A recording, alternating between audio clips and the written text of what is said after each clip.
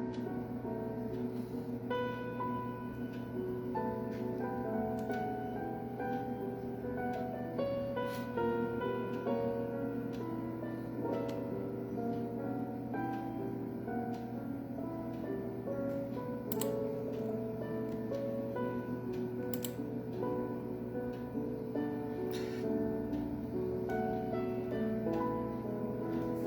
boa noite. Boa noite, Tuca. Hoje a Tuca tá sozinha aí, né, Tuca? O Paulo já tá trabalhando, mas ele tá lá com um grande amigo nosso também, Valdinei. Então, boa noite aí pro Valdinei, pro Paulo Henrique, boa noite, Tuca, Paulinho. Boa noite também, Heloísa Caetano. Boa noite, Ricardinho e Lúcia. Olá, Michele Rossato, boa noite. E parabéns, né, Michele? Hoje é seu aniversário. Muita paz, muita saúde e que Jesus te abençoe sempre e que você consiga cada vez mais atingir os objetivos desta existência. Parabéns. Boa noite também aqui para Andréia Dantas. Boa noite, Rita. Olá, Valdete. Ana Cristina, boa noite. Boa noite, Anitta e Clarindo. José Ricardo, boa noite também. Muita paz para você também. Luiz Alberto, boa noite, a gratidão é sempre nossa, tenha certeza. Olá, Amanda, boa noite, seja bem-vinda também, Luciene, Sr. Antônio Onofre, Lucélia. Olá, Joana Camargo, boa noite, espero que vocês estejam bem, você, seu marido, Luiz. Boa noite também, Valdete, boa noite, Leida, Genari, boa noite, Rosane, seja muito bem-vinda. Olá, Marcileia, Guilherme Luciano, boa noite, Adriana Alvarenga, boa noite aqui também para Márcia, Cirila e para o Paulo, Ercília, boa noite, Wagner.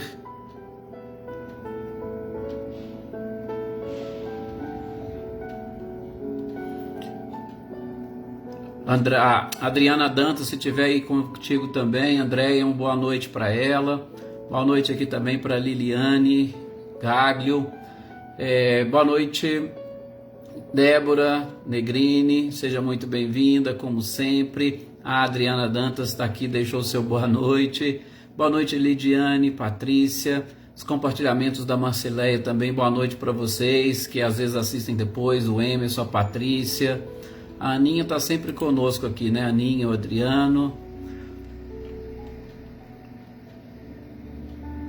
a Sônia, boa noite, Elaine Oliveira, seja bem-vinda, boa noite, Marinha, seja bem-vinda também, Fabiana Caldas, Fabiana Dove, olá, Célia Furtado, boa noite, Silvano, boa noite, Silvano, Rose, Renato Leite, boa noite, é um prazer, uma satisfação tê-los todos aqui conosco. Vamos então, fazermos a nossa prece para nós iniciarmos os nossos momentos de oração e vibração. Ai, que bom, Joana Camargo, é sempre bom sabermos que os nossos amigos, os nossos companheiros de jornada encontram-se bem.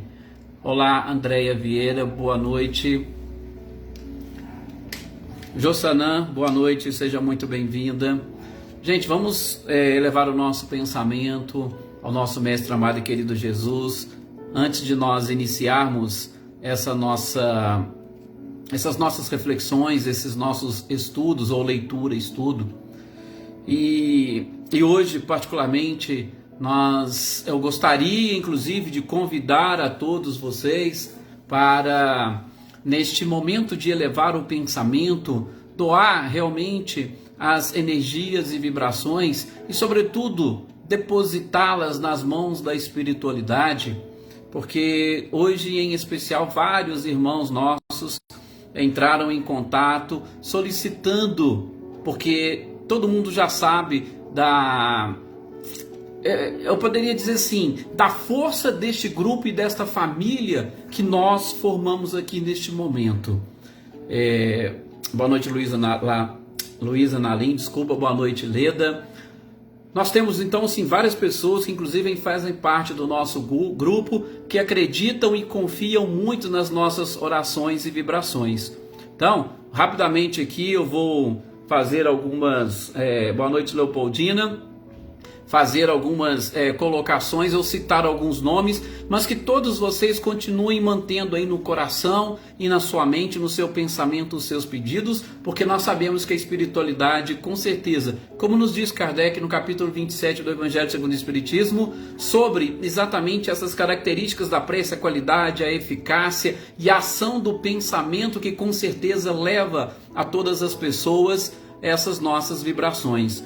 Um pedido muito especial para uma companheira nossa que já participou aqui conosco, é a nossa querida Inês, é a esposa do Acácio, também palestrante, que já esteve aqui na nossa região, faz as palestras muitas lá no Missionário da Luz, palestras também no nosso lar, né, recentemente, né, Débora?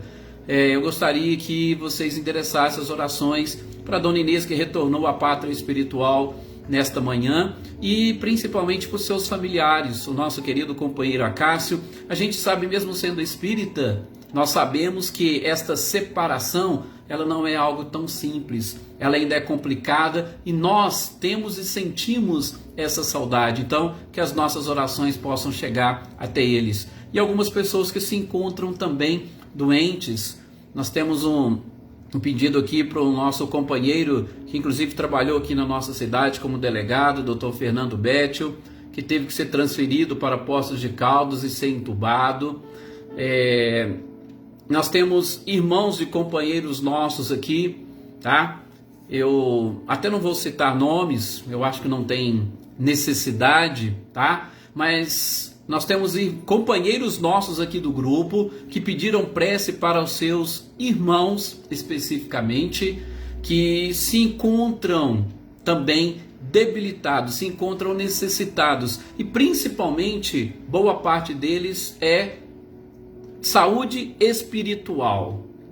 Então eu gostaria que todos vocês também elevassem os seus pensamentos, e a gente sabe, a espiritualidade vai direcionar as nossas energias e vibrações, e cada um de vocês com os seus pensamentos vai exatamente mostrar para a espiritualidade o caminho que essas vibrações precisam percorrer para chegar até essas pessoas e principalmente fortalecê-las. Ainda algumas pessoas do nosso grupo necessitam ainda de fortalecimento. A Joana está aqui, eu particularmente, nós ainda precisamos dessas orações de fortalecimento, mas ninguém melhor do que a própria espiritualidade para distribuir isso para todos os nossos companheiros. Então, sem mais delongas, que nós possamos agora nesse instante elevar o nosso pensamento e principalmente pedir à espiritualidade que cada um mentalize aí o endereçamento da sua prece, o endereçamento das suas vibrações, e que a espiritualidade possa multiplicar os nossos desejos de cura, de uma melhora para todas essas pessoas a quem nós estamos direcionando as nossas orações. Vários são os pedidos, e que neste caderno de intenções que está exatamente na nossa mente, consigamos atingir a todos, que o nosso carinho, que os nossos sentimentos sejam multiplicados pela própria espiritualidade, pelo anjo de guarda de cada um destes pacientes, e é claro, pela força, pela luz e pelo amor de Jesus. Que de paz se encha o nosso coração e o coração de todas estas pessoas, e que os lares de cada uma delas estejam iluminados pelo amor, e sobretudo que cada um em especial destes pacientes abra o seu coração, eleve o seu pensamento a Deus e busque também na própria oração este auxílio necessário para que essas energias consigam, encontrando guarida em cada um deles, atingir o objetivo da cura, seja ela espiritual ou física. Que assim seja. Boa noite aqui então, meus queridos, para nós darmos sequência aqui à nossa leitura e estudo.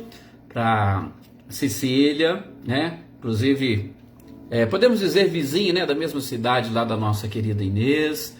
Para Selma, Leopoldina, Sr. Antônio Pazotto, Isabela e toda a família. Eu acho que não faltou ninguém. Eu gostaria de aproveitar aqui também algumas pessoas que sempre ouvem e assistem. Luísa Silva, boa noite, seja bem-vinda. Que ouvem e assistem essa nossa estudo, né? Essa nossa leitura estudo em outros momentos. E de uma forma muito especial, deixar aqui um abraço para o nosso companheiro Ronan, professor, lá de Monte Santo de Minas, e algumas outras pessoas de Monte Santo que também nos acompanham em outros momentos. Que Jesus possa fortalecer a todos. E importante, né, este processo de divulgação e a ampliação de pessoas que sempre elevam seus pensamentos à própria espiritualidade. Gente, boa noite aqui para Jaque Amaral também, que eu estou vendo aqui. Olá, Marília, seja bem-vinda. Também Ricardo e Eliane, sejam bem-vindos. Todos vocês e todos aqueles outros que forem chegando aqui na nossa leitura estudo.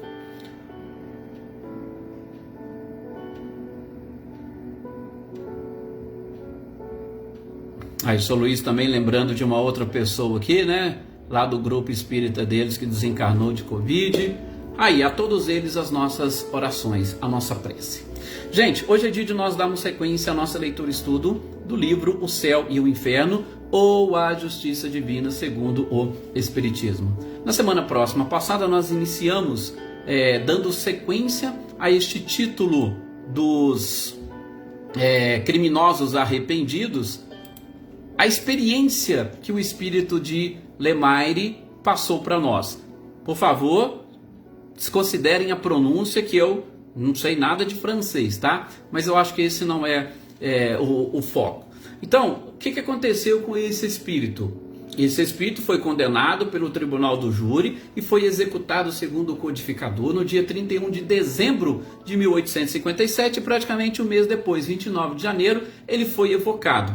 Vamos, então, assim, trabalhar, sobretudo nas respostas, perguntas e respostas desta mensagem, para a gente avaliar e entender um pouco como que funciona todo este mecanismo, principalmente aquele mecanismo de retorno à pátria espiritual, que é de extrema importância para todos. E vocês vão ver como que nesta comunicação, nesta mensagem mesmo, a gente consegue retirar ou extrair na prática algumas das lições que nós encontramos, inclusive, lá no Evangelho segundo o Espiritismo. Boa noite, Sônia Trozinski, seja muito bem-vinda. Bom, Kardec chega exatamente perguntando para ele a sensação que ele experimentou, sobretudo ali, naqueles últimos momentos, aquele momento da execução dele. Por quê? Porque, gente, nós estamos falando de criminosos. Que tipo de criminosos? Aqueles criminosos arrependidos. Boa noite, Leivia.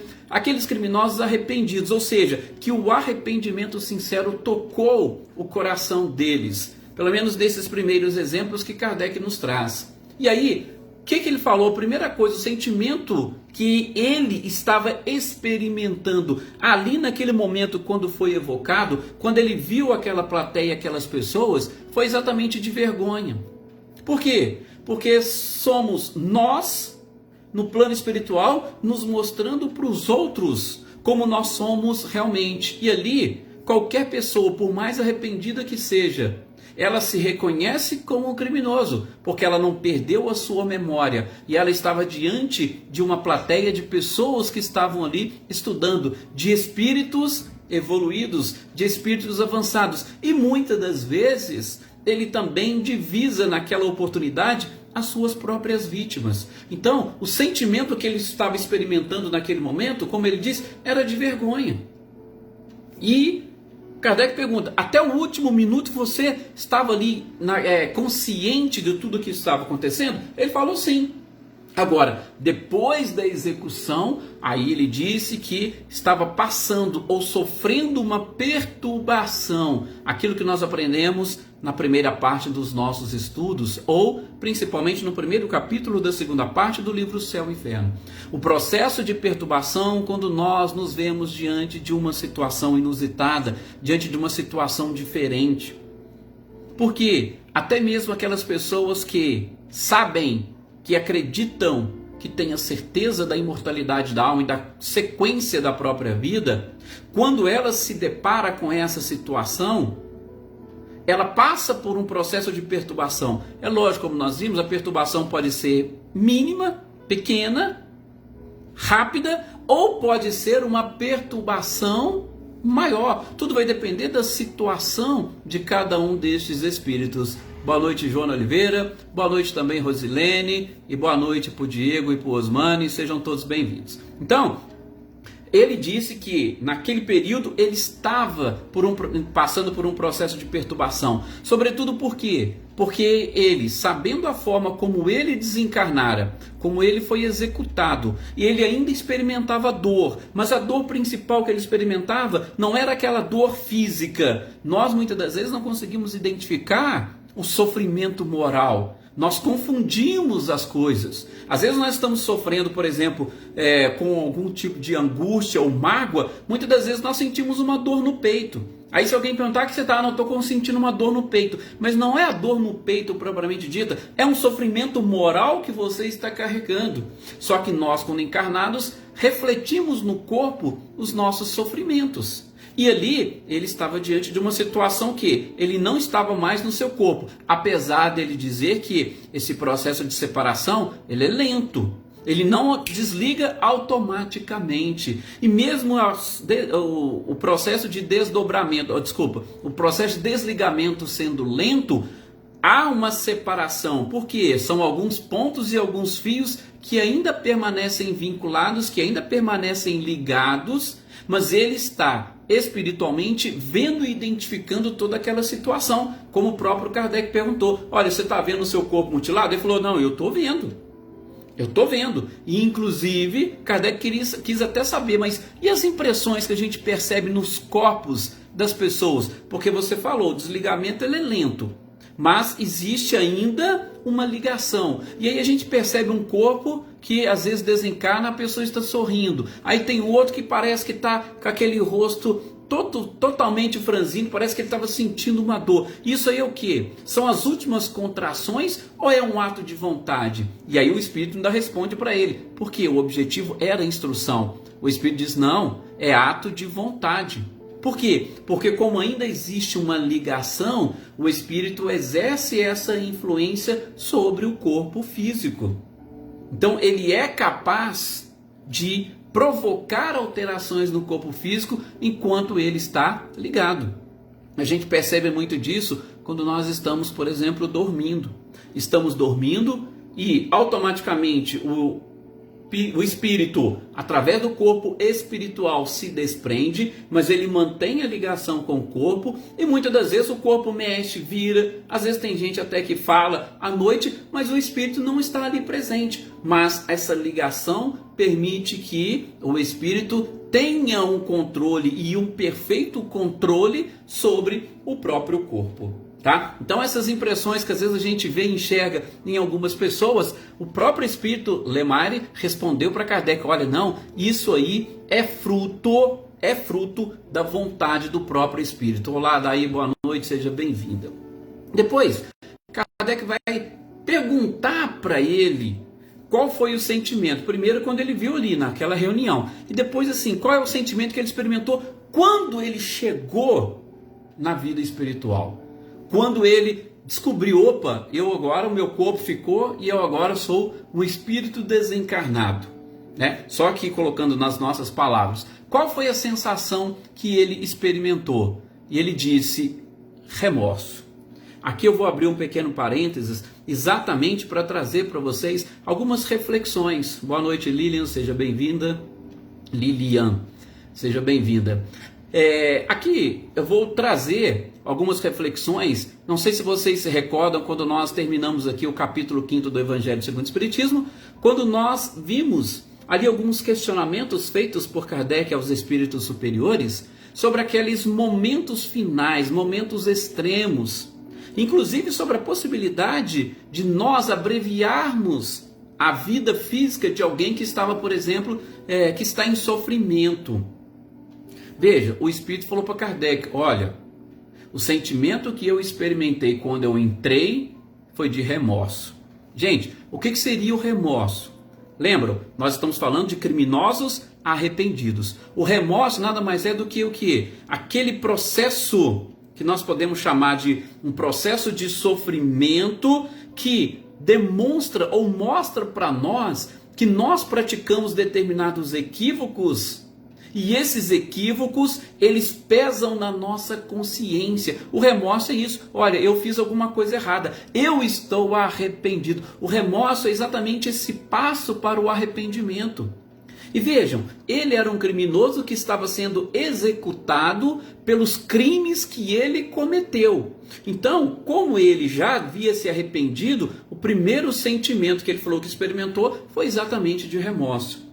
Isso é interessante para nós identificarmos, de novo, aquelas questões postas por Kardec, exatamente lá no Evangelho segundo o Espiritismo. Quando a gente vai abreviar a vida de alguém, imaginem só, a pessoa está ali, está ligada ao corpo, e aí você chega, ela tem a certeza, pode ser que fisicamente ela esteja em estado de coma, mas espiritualmente ela está enxergando tudo aquilo.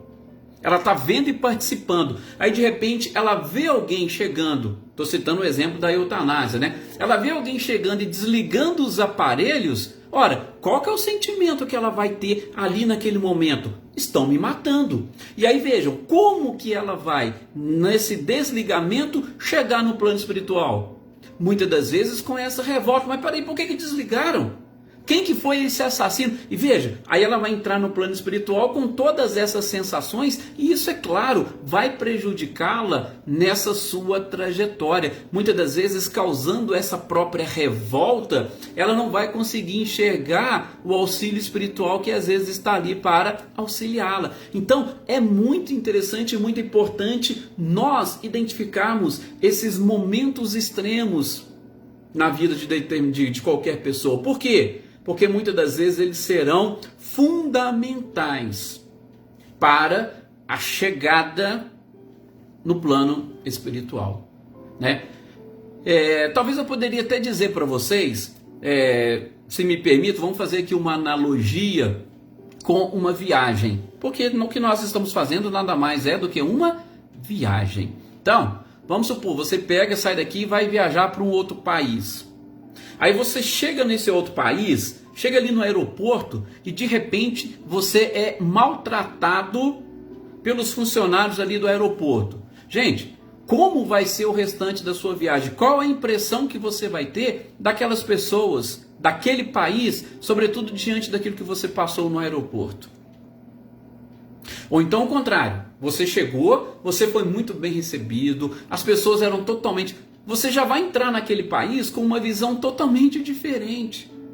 Então, espero que tenha ajudado a entender essa analogia, é muito interessante e importante. Qualquer pessoa que estiver exatamente nestes momentos finais, é interessante nós sempre direcionarmos a elas as nossas orações, pedir exatamente essa calma, essa tranquilidade. Por quê? Porque a chegada neste novo plano, ela pode sim fazer a diferença de acordo com a forma como ela promove o seu desligamento ou de acordo com os seus últimos momentos, né? Tem pessoas que têm essa possibilidade, essa facilidade. Olha, eu vou desencarnar, eu queria encontrar com fulano, eu queria falar com ciclano, eu queria os meus filhos aqui. E às vezes as pessoas fogem. Não, eu não quero ver não, eu não quero encontrar, essa pessoa foi muito má para mim. E muitas das vezes a pessoa foge dessa situação.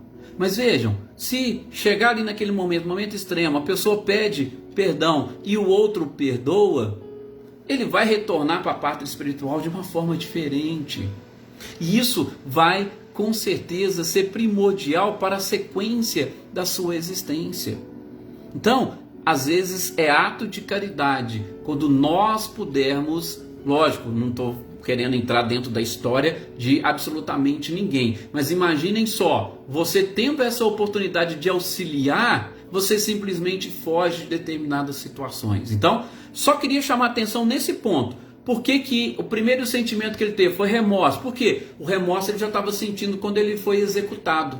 E por que eu estou falando e eu sei disso? Porque na pergunta seguinte, ou melhor, nas perguntas seguintes, nessa mensagem dele, ele vai exatamente dizer que uma das coisas que ele sente é o arrependimento pelos crimes que ele cometeu.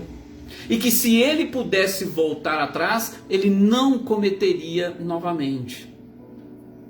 Olha só, como é que as coisas realmente, o arrependimento sobretudo, não é porque você fez determinadas coisas que automaticamente você vai sofrer no plano espiritual. Não é assim que funciona. A gente está aprendendo nesse livro como funciona a justiça divina. E, em especial, essas fases do perdão, que a gente falou muito sobre elas na nossa primeira parte. O objetivo principal é nós atingirmos o perdão. E o perdão, gente, ele não é atingido apenas e tão somente com pedido e da boca para fora. Depois de um arrependimento sincero, a gente vai passar por uma expiação e nós seremos também obrigados, a nossa consciência vai fazer isso conosco, nós seremos obrigados a reparar o nosso erro. Somente assim nós conquistaremos o perdão. E outra, não é somente o perdão do outro para conosco, mas acima de tudo o auto-perdão. Porque quem sofre de remorso, ele precisa se auto-perdoar, porque se ele não se auto-perdoar, ele vai continuar ainda nesse processo de sofrimento. Ok? Então, atenção a isso. Deixa eu só ver aqui a pergunta da Rosane e a gente segue aqui. A separação entre a alma e o corpo se dá antes que o corpo paralise suas funções orgânicas? Rosane, a gente até já estudou isso, tem algumas aulas anteriores, tá? Depois, qualquer coisa, se você quiser, você me manda que eu identifico para você com mais facilidade. A gente já percebeu que isso depende, varia muito de espírito para espírito. Por quê? Porque mesmo depois da separação completa, o corpo ele pode ainda manter algumas funções orgânicas, mas assim, é por pouquíssimo tempo, tá? E só mesmo por reflexo ou automatismo do próprio corpo, tá? Essa separação, muitas das vezes, ela pode ser feita, inclusive, antes. A gente, na época, até citou exemplo. Uma pessoa, por exemplo, que bate um carro e no acidente o seu corpo é destruído. Muitas das vezes, o desencarne dela ocorreu antes do acidente. Aliás, o acidente só aconteceu porque ela já havia desencarnado. Então, nós trabalhamos um pouquinho as nuances e as diferenças ou as diversas modalidades ou hipóteses neste processo, ok? Só que, o importante de você gravar, enquanto o espírito estiver vinculado ao corpo, ele mantém ainda, por força desse magnetismo, tá? Que a gente falou quando nós estudamos também princípio vital lá do livro dos espíritos. É o espírito que concede à matéria o princípio vital. Então, enquanto o espírito estiver ligado, existe o princípio vital e possibilidade da vida física, orgânica. Mas o espírito se separou, automaticamente já era. Não há mais essa possibilidade, ok? E depois, na sequência aqui, parece que eu não cumprimentei aqui a Marilza. Boa noite, Marilza, seja bem-vinda. Boa noite também da Alva Carvalho, seja bem-vindas. Renata Gomes, Renata Cristiane. É um prazer imenso sempre tê-los aqui conosco. O que mais? Bom. Depois que ele passa por esse processo e ele vai respondendo os questionamentos de Kardec e de toda a equipe, ele vai dizer que lá no plano espiritual ele encontrou com os cúmplices dele. E aí ele falou que aquilo ali, de uma certa forma, machucou ele. Foi inclusive considerado, inclusive, para ele, uma desgraça, exatamente ter que conviver com aqueles seres, porque ele se arrependeu.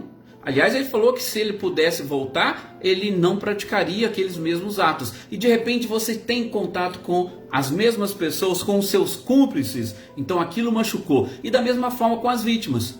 E Kardec perguntou: você tem contato com as vítimas? Sim. Como que você as vê? Eu as vejo felizes. Só que ele falou: o olhar delas me persegue. Olha que interessante. O olhar delas estava perseguindo ele. Por quê? Gente, por conta do próprio remorso.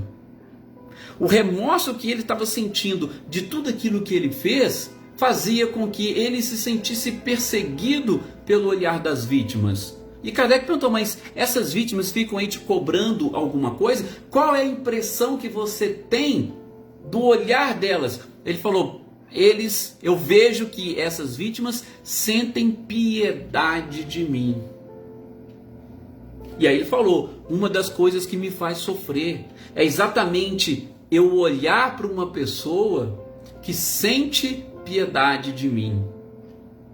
E ele ainda coloca mais ou menos desse jeito. A gente não faz ideia do suplício horrível de devermos àqueles que odiamos. Ou seja, não é que ele estava preocupado odiando aquelas pessoas, mas aquelas pessoas a quem ele prejudicou estavam olhando ele com um olhar de piedade, e aquilo para ele falou, é um sofrimento terrível. Tudo isso para a gente exatamente identificar. Esse espírito, repito, ele já estava nesse processo ou nesta fase de arrependimento, tá? De arrependimento. Só a Joana ainda colocou aqui, né, que ela lembra do desligamento da mãe dela, e às vezes acontece muito isso mesmo, viu, Joana? Por quê? Porque são tantas energias que estão ali presentes. Às vezes os familiares tentando reter. Tem um livro do Richard Simonetti muito interessante, Quem Tem Medo da Morte, e ele fala nisso. Inclusive ele denomina como teia de retenção, aquelas energias das pessoas que tentam manter a pessoa ali viva. A espiritualidade faz o quê? Opa, vamos dar aqui uma injeção de ânimo aqui. Ah, beleza, dá aquela injeção, a pessoa recupera, parece que opa, vai melhorar. E nisso os familiares baixam a guarda e falam, opa, que bom, vão melhorar. Eles deixam de emitir aquela energia para segurar o espírito, e daí acontece o desencarne ou o desligamento de uma forma muito mais tranquila. E o Sr. Luiz está lembrando também, no caso, né, dos AVCs, que também pode ser fulminante, ou infartos também que podem ser fulminantes. Então, sim, são muitos detalhes que a gente percebe nessa primeira fase da preparação. Aí, Kardec continua, né? Porque, repito, a instrução, ela vem exatamente para nós. Kardec teve contato com esse espírito, buscou extrair dele todas as experiências e, pela sua perspicácia, foi fazendo as perguntas que ele achava mais importantes e interessantes para deixar essa mensagem. E aí Kardec pergunta para ele uma das coisas que nós nos preocupamos muito. Ele falou assim, olha, você lamenta a perda da vida material? Qual que é o maior medo que nós temos da morte? Eu sei que cada um tem determinado receio. Alguns não sabem o que vai acontecer, para onde vão.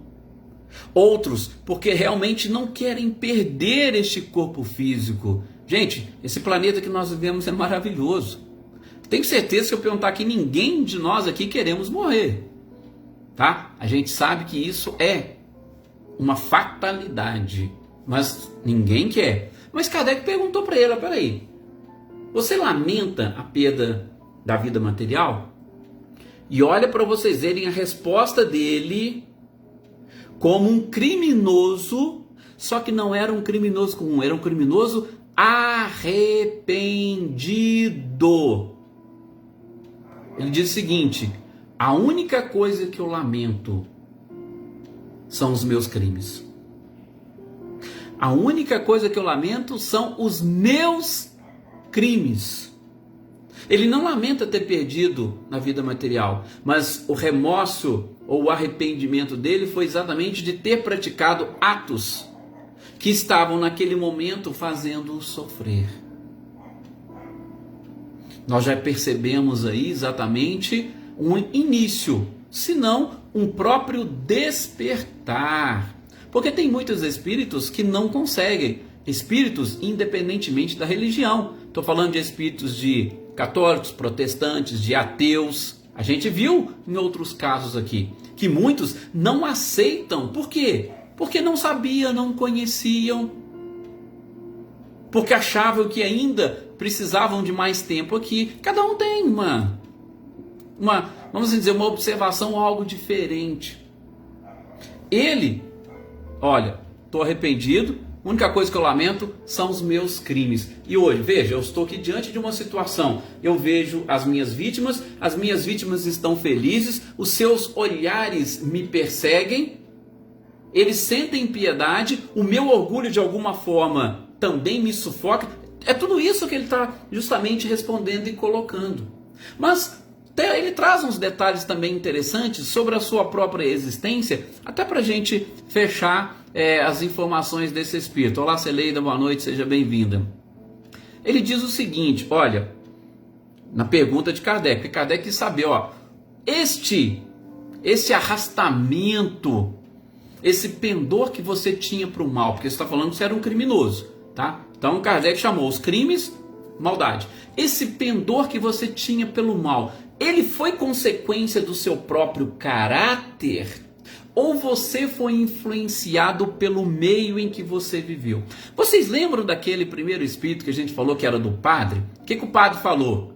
O caráter dele era daquela forma, lembra? A gente até ainda fez alguns comentários sobre a neuroplasticidade cerebral.